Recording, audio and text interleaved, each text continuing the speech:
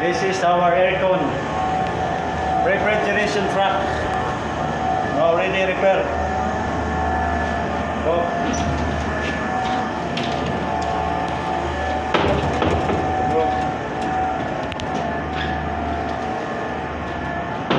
Using system. Look.